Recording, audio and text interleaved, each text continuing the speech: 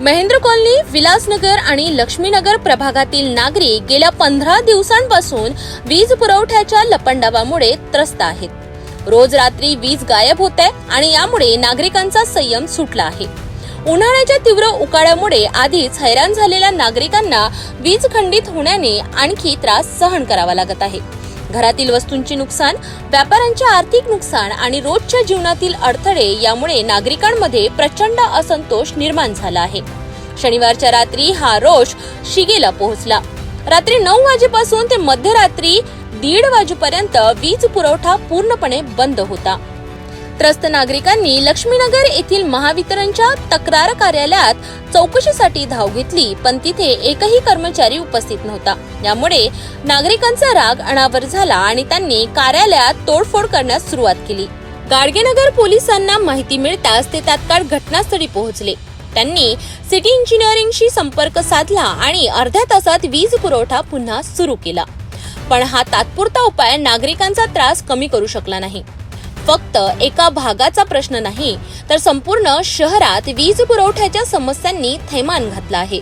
विशेषतः राजकमल कार्यालयाअंतर्गत येणाऱ्या व्यापारी क्षेत्रात दिवसातून अनेक वेळा वीज खंडित होते। कमी जास्त दाबामुळे उपकरणांचे नुकसान होत असून व्यापाऱ्यांना मोठ्या प्रमाणात आर्थिक फटका बसत आहे। तक्रारी करूनही महावितरण विभागाकडून कोणतीही ठोस कारवाई होत नाही। आधी त्रास होऊन राहिला। माझ्या घरी लहान लहान लेकरं आहे, म्हटलं छोटे छोटे। आमच्या घरात पाणी, एक बाळ आहे माझ्या घरात, पाणी नाही आमच्या घरात। काय करावं हे लोकांचं? हा, काल रात्रभर हे लाईन नाही आली, आधी कंटिन्यू लाईन नाही येतात। आम्ही कामं करावं काय करावं?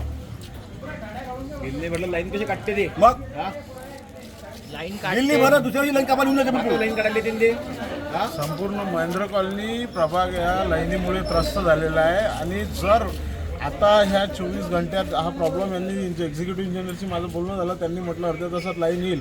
पण जर अर्ध्या तासात लाईन नाही आली तर आम्ही याचा पूर्ण महेंद्र कॉलनी प्रभागाच्या वतीने तीव्र निषेध करून आंदोलन करू, मेन सबस्टेशनला जाऊ। जणू काही ते कुंभकर्णी झोपेतच आहेत। आता स्थानिक स्वराज्य संस्थांच्या निवडणुका जवळ येत आहेत, त्यामुळे लोकप्रतिनिधी निवडणुकीच्या तयारीत व्यस्त आहेत, पण नागरिकांचा त्रास त्यांना दिसत नाही।